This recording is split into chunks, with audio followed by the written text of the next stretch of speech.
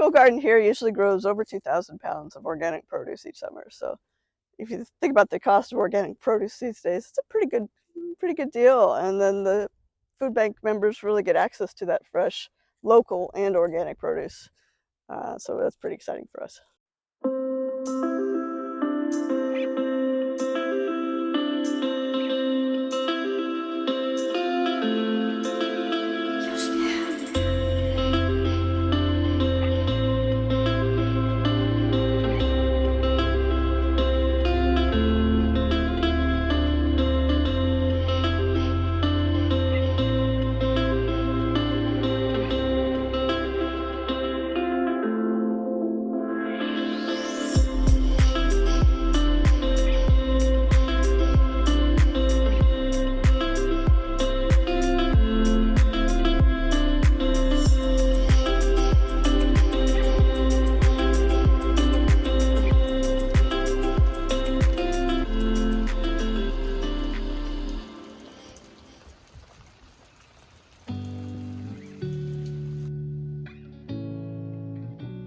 The budding of leaves and flowers signal that spring is right around the corner as we begin to pack and prepare to hit the road once more.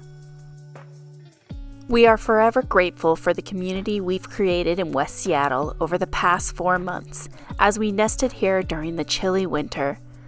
This time of rest has allowed us to look inward and work hard on envisioning what is yet to come for all of us. Justin and I have spent most evenings turning our dreams for this year into an action plan, which includes both traveling across the U.S. to continue to visit and learn from farms, as well as endure big adventure challenges for each of us. I currently have my eye on running the rim to rim to rim across the Grand Canyon and back in one day, while Justin has a massive bike ride down the Continental Divide on his radar.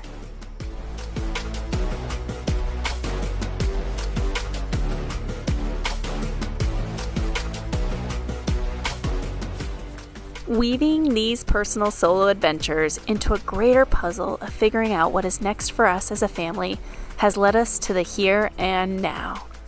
Packing and preparing to set out once more to visit our family and our previous urban homestead we transformed in Santa Cruz, California, before setting off again into the unknown.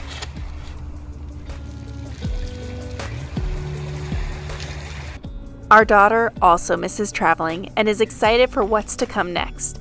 She loves meeting new friends and experiencing new places.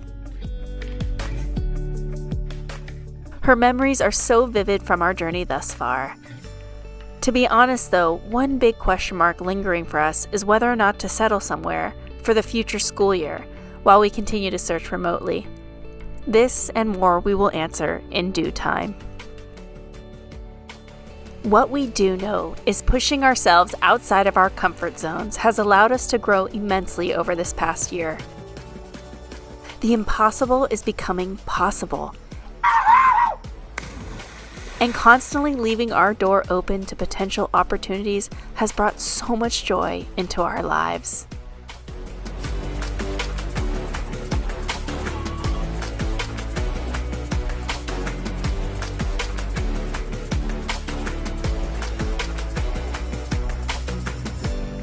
One thing that has held true for us is the invaluable gifts of creating and being a part of community. Recently, Shark Garden in Burien, Washington reached out to us to come check out what they've been up to in their community. This garden hub is such an inspiration, providing affordable garden plots, food grown for the local food bank, and classes for the community to learn and grow together. On a visit to check out their garden, I was immediately in awe and inspired by Taryn. Taryn is a landscape designer and contractor that shifted gears in 2015 to work in the nonprofit sector. Taryn is passionate about teaching where food comes from and how to prepare it from a multicultural perspective. I am honored to get to tour the gardens with her and share her wealth of plant wisdom with you all.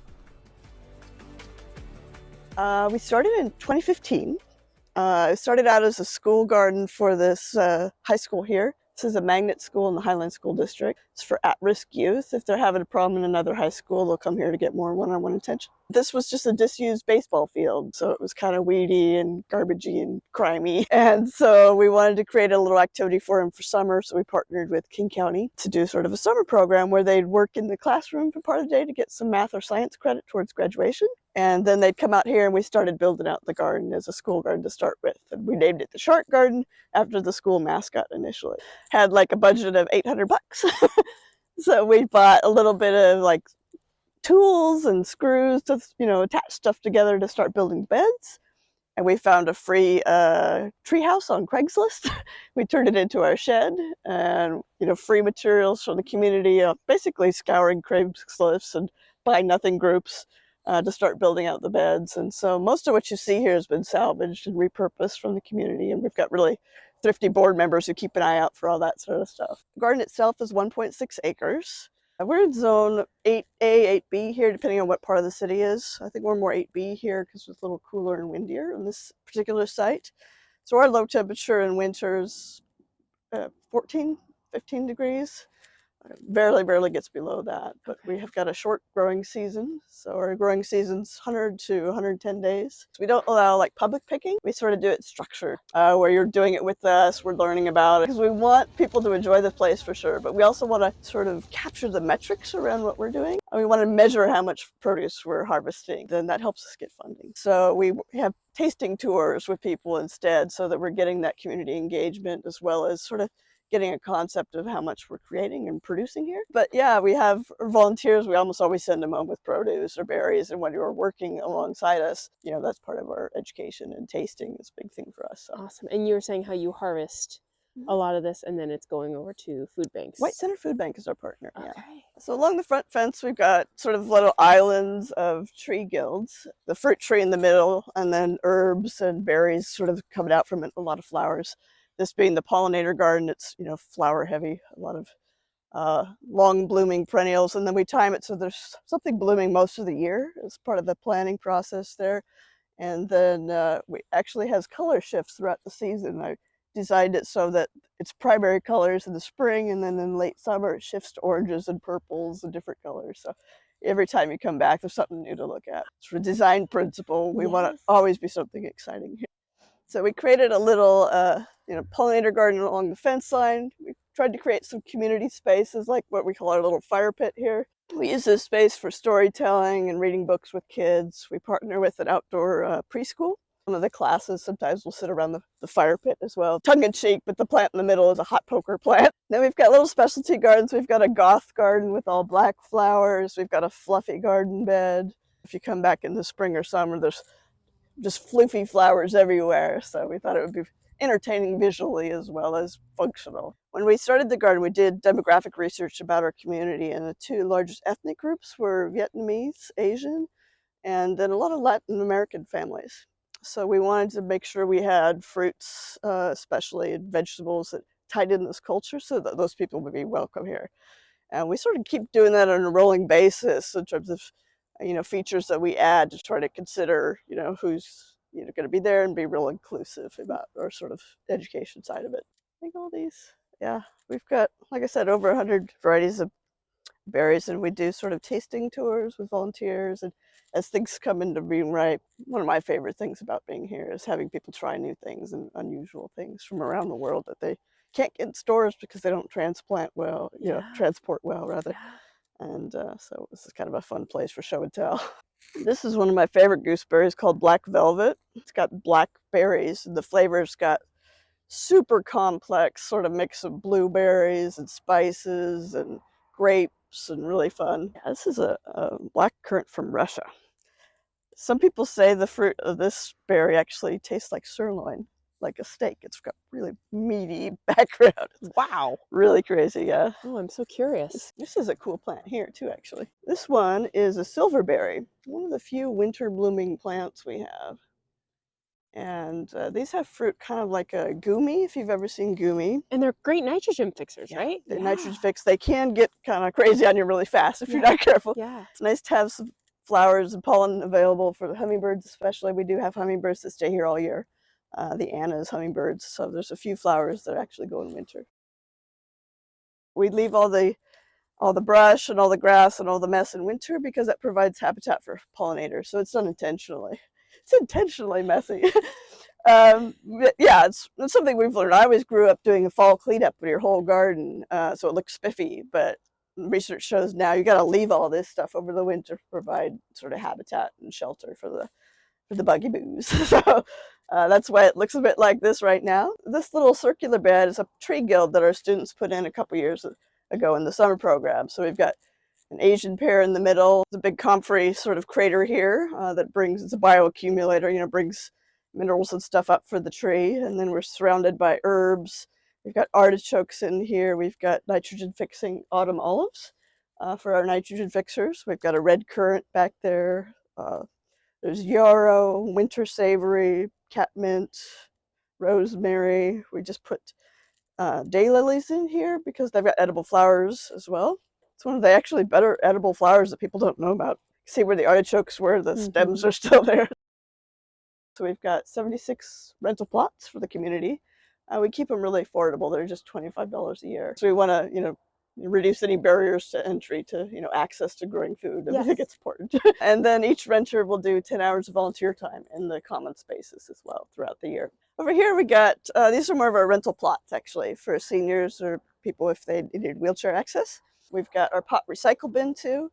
One of my pet peeves of the nursery industry is all the plastic waste. So we created a public pot recycling bin for the public can drop off or pick up pots for their garden projects around the community. So over here on our right is part of our fig forest. One of our board members asked me one day if we could get some figs. I said, I don't know, let's find out. So I found a Facebook group called Fig Addiction. It was run by a local guy, it turned out. So I got to meet with him, invited him to come see what we're doing. And then members of his Facebook group ended up donating, I think we're up to 30 varieties of figs now that are all 30 hardy here. Yeah. Figs. Wow. So this is, you can see some of them are different ages, that are different sort of sizes, but our goal is to eventually have a fig festival each fall so people could come taste all the different ones. And we're starting to work more with local chefs. So we thought it'd be fun to have a little, tasting fig festival thing. I love how you have all these different sections here. Yeah. And it's so big. I think we're up to a dozen or 14 different demonstration gardens. Wow. Yeah. So this is our sort of native plant garden. We focused again on food plants and tried to avoid ones that were poisonous.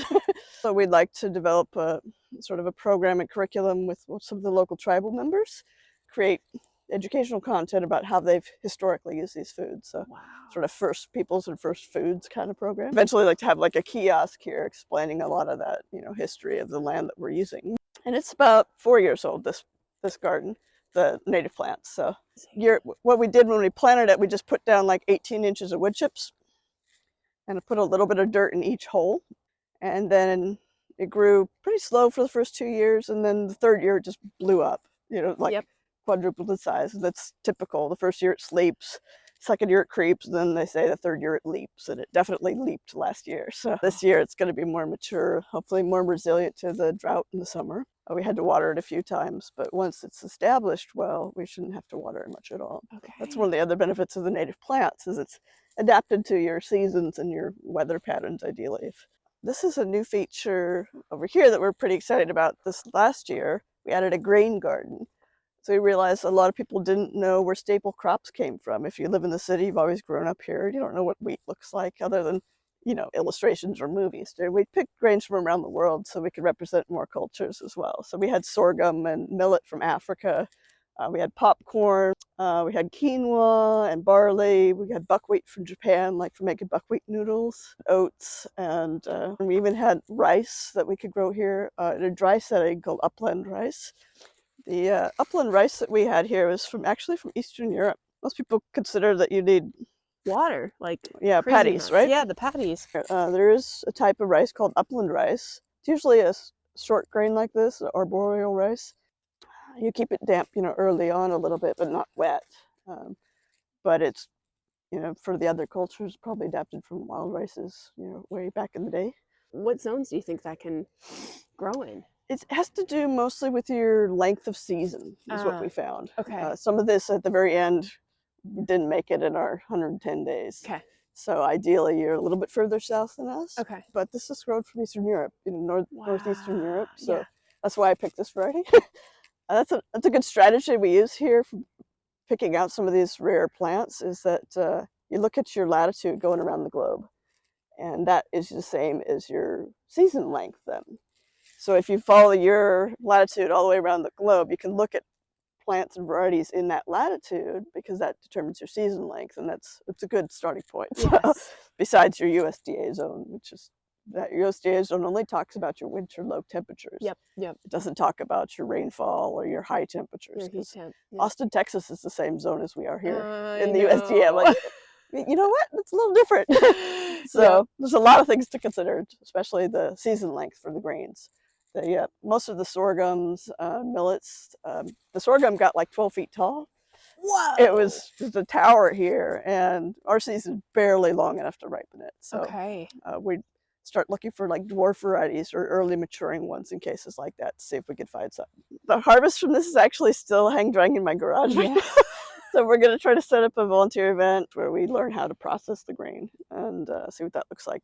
Since we started doing outdoor movie nights, we wanted to grow our own popcorn. So we're trying to, think through the things in daily lives that we can do ourselves. We grew some broom corn as well as one of the other grains, so we can make our own broom, clean out the tool shed. Why not? Just to sort of sparks people's imagination about the way things used to be done and what we could still do in even small spaces like this.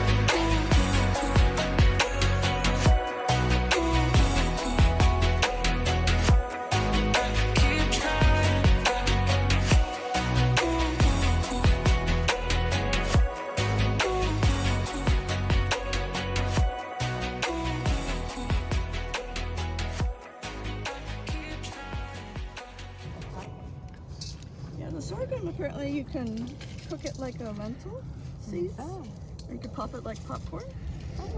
And they also make flour out of it.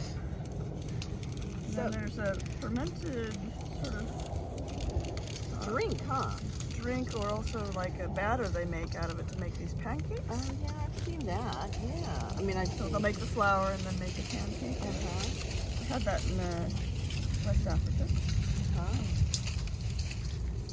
Had a lot of people from the food industry come start volunteering because the pandemic sort of affected everybody. So lucky to have folks like Chef Mary and all kinds of foodies show up, which is fun for us. It tells us how to cook everything that we harvest.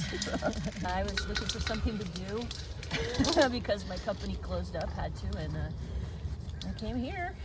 It's fun to learn new things. This is never-ending knowledge here.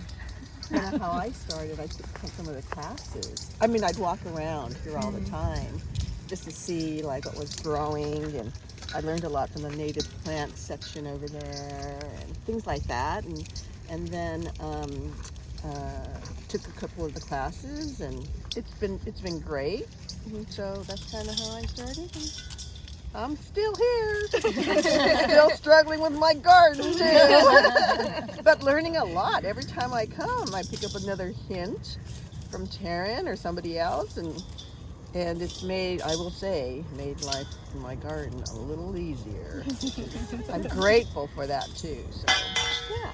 My story is really similar to both Julie and Mary's. Moved up here around 2020 and started volunteering in the fall of 2021. And I love gardening and learn a lot and connect to the community and give back. Yeah. Is it dry?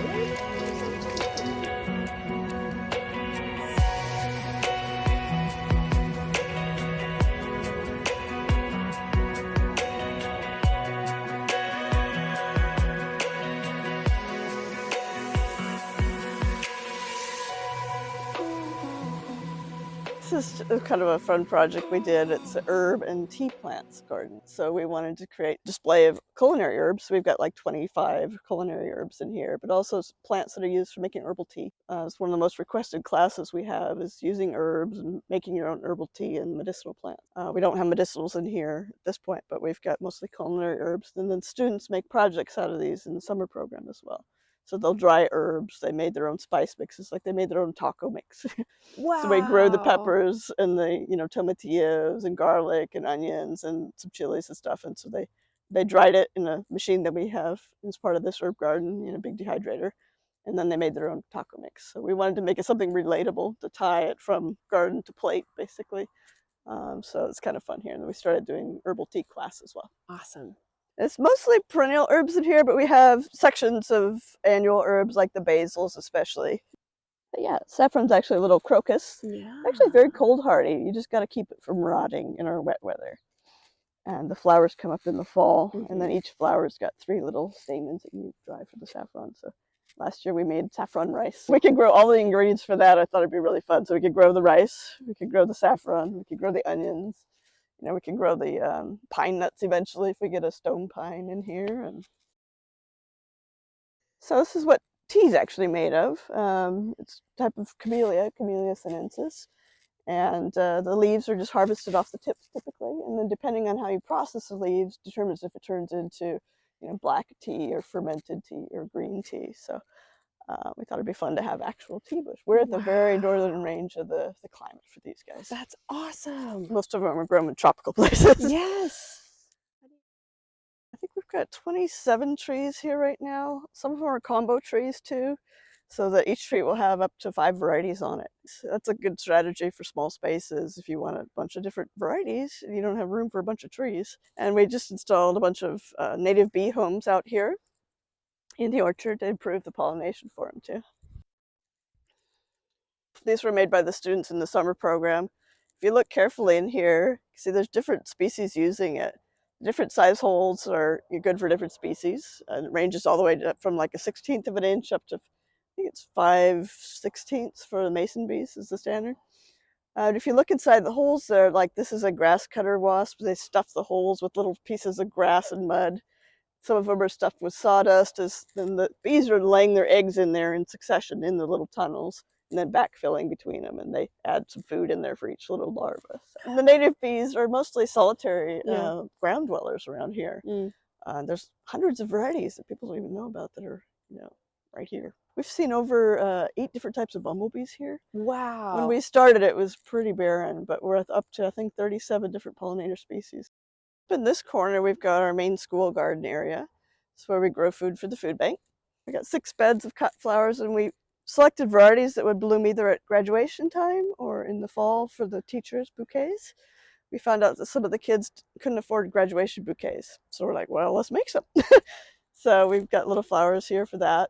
We have volunteers working these beds, to learn gardening along the way. So their experience level varies a lot. And almost all this is made from salvage materials. These used to be stop sign posts from the Parks Department. And we needed something really heavy for kiwis because each plant can put out a couple 100 pounds. So we need to hold up 1,000 pounds of fruit. Well, this eventually could be doing 1,200 pounds. So we're going to have to beef it up even further. So insane. Yeah, it'll be fun. We started propagating plants from our collection for local nurseries. It's one of the ways we fundraise, and then we have a plant sale in the spring as well. Cool. So local nurseries are buying it to sell it for the general public. Yeah. A lot of the plants that come to the garden director come from California, and to be able to create a local supply for some of these cool edible landscape. What's this guy?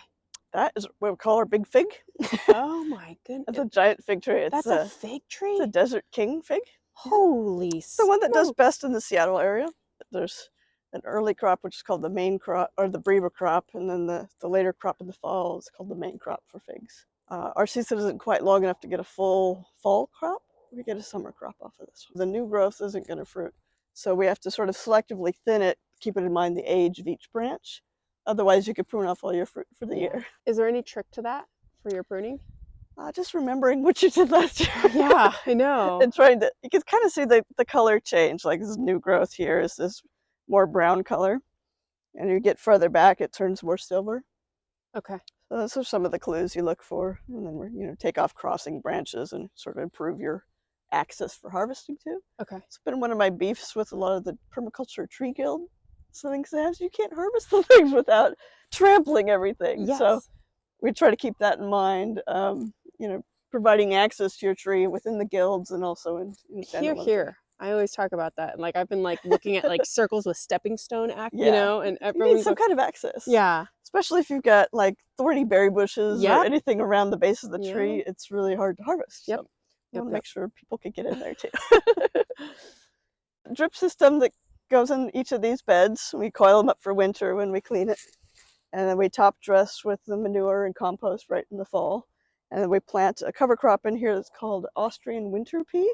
Austrian Winter Pea is important for us. Not only is it a nitrogen fixer like most legumes would be, but we eat it in the spring. It's the only cover crop I know that people really eat, other than there's some radishes and used in pastured lands. But the pea shoots are super popular with our Asian community. So we harvest pea shoots out of all of these beds for about a month each spring, and they're super tasty. Most people like them better than the peas themselves.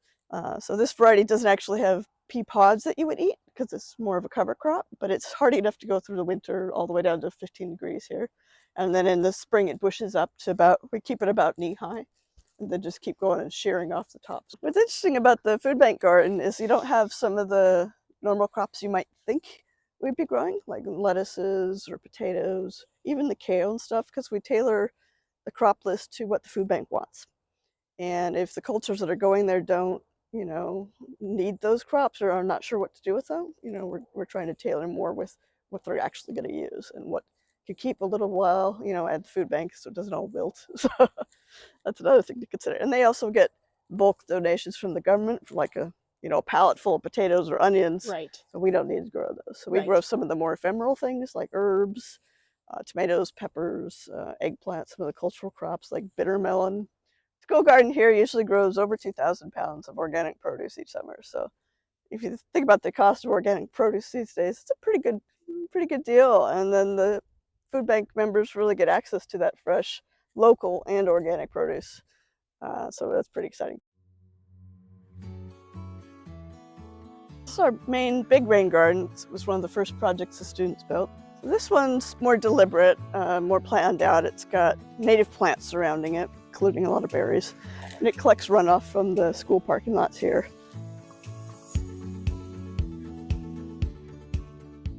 We collect rain to 3 different rain gardens from the parking lots surrounding us. And when we tested the water on the outflow of them, it was like 97% clean.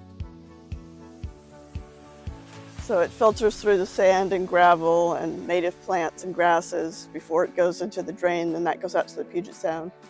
So we want to clean it, as best we can before it gets there. Yeah.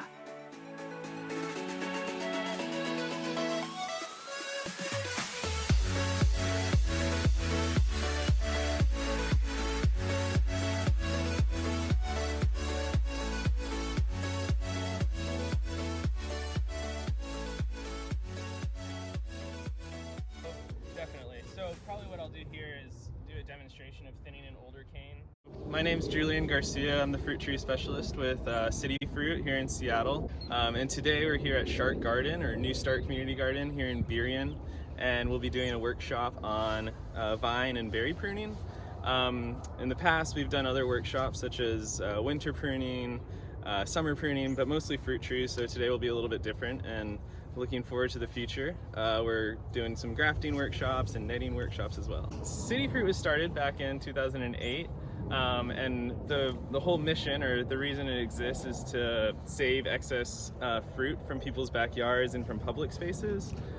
Here in Seattle, there's an amazing fruit orchard canopy, or urban forest canopy, just brimming with apples, pears, figs, plums, quince, berries, all sorts of fruit that grows really well here in the Pacific Northwest. And so what we do is we glean or harvest that excess fruit and then donate it to community partners like food banks, cider makers, culinary institutes, people who process it into things like jams and applesauce, and then get it out to communities who can use it.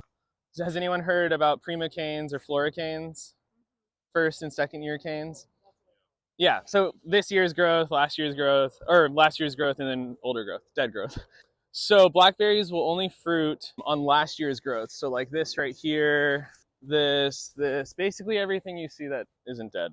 And then the spent ones are now dead. They flowered. They grew up in what, 2021. So now they can be removed.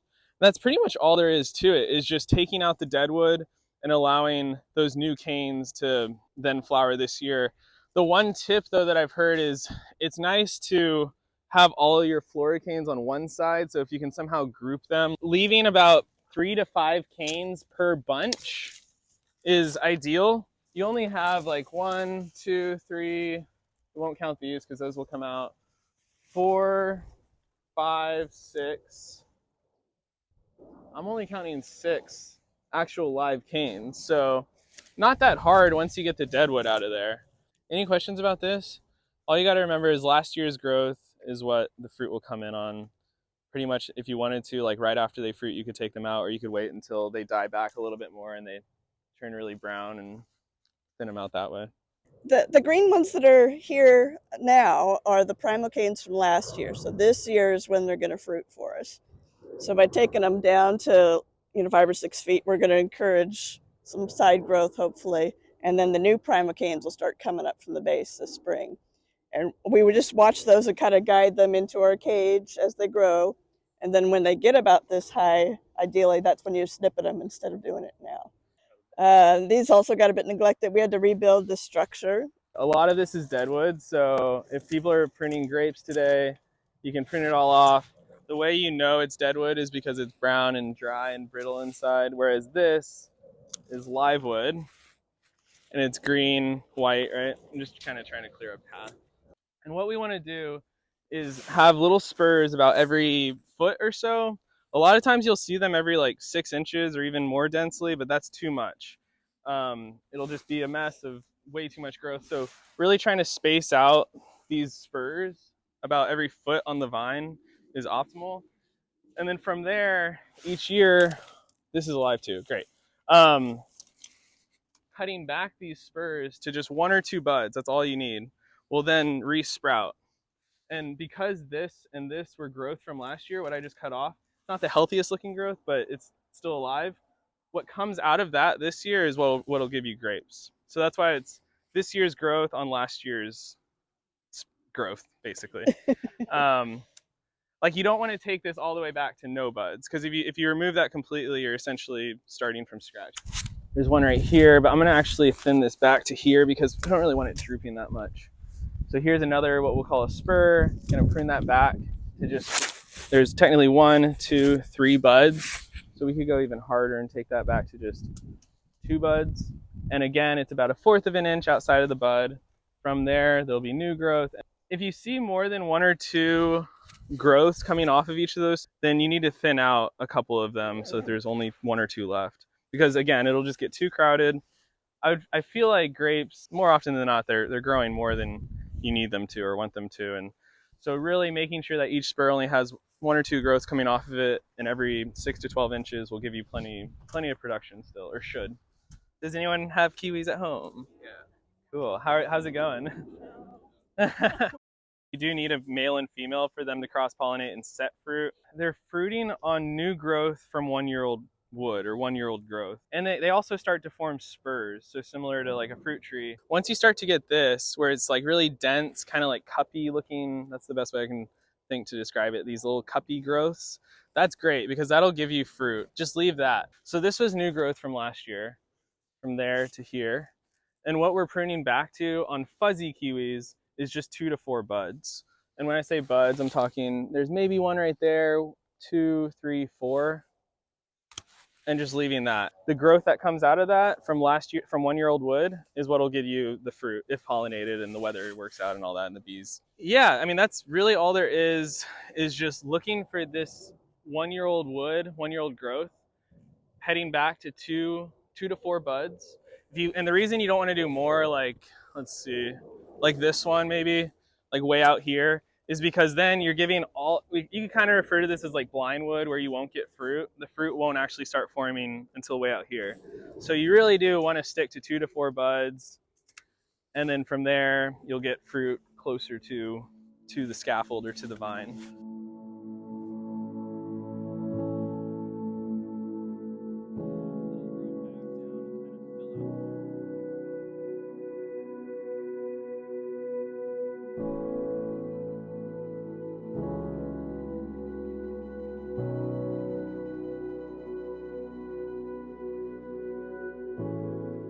Coming up next, a sudden illness takes days to diagnose while making me bedridden before our planned departure from West Seattle, Washington. With the van packed to the gills, we are on the road once more, heavy-hearted about leaving this amazing community, yet excited for the future.